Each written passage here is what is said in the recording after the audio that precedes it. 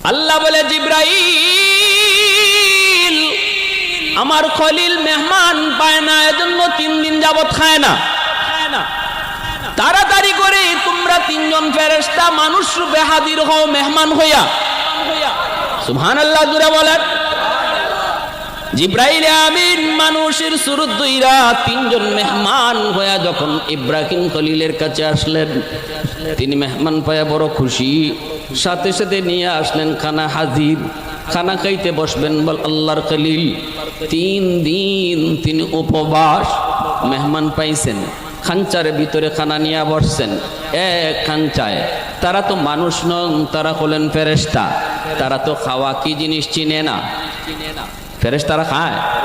হ্যাঁ,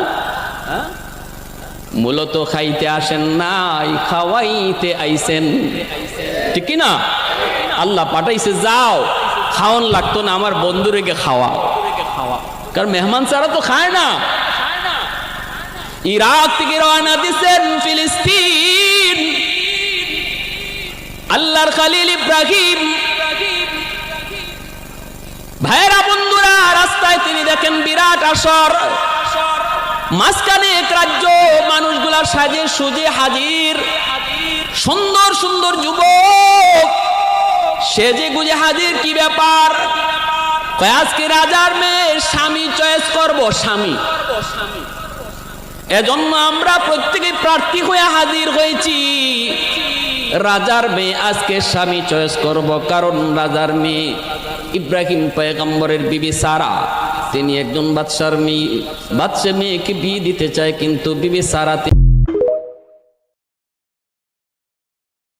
চাচা বাড়ি ঘর তো সাজানো কেন, হেনা কোথায়? আর চাচা বলবে, বাবা হেনার তো বিয়ে হয়ে গেছে, তুমি বাস খাও, তুমি গাঞ্জা খেয়ে ঘুরে বেড়াও। সত্য কথা কি জানেন? পুরুষ মানুষ যতদিন টাকা কামাই করতে পারে সবার কাছে প্রিয় থাকে, আর যেই দিন টাকা কামাই বন্ধ হয়ে যায় আপন মানুষগুলো সব পর হয়ে যায়।